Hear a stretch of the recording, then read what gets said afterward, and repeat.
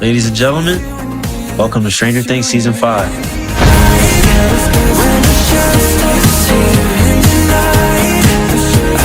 This is day one on Stranger Things 5.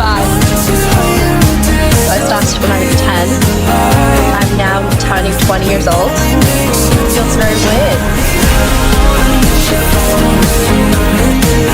We're just kind of savoring every single moment.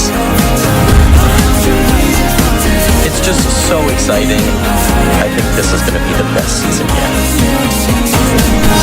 I'm excited to have scenes with the original four. This is home.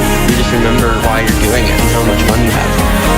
This is the season the fans have been waiting for. And we hope you're as excited as we are to get to tell the final chapter in the story.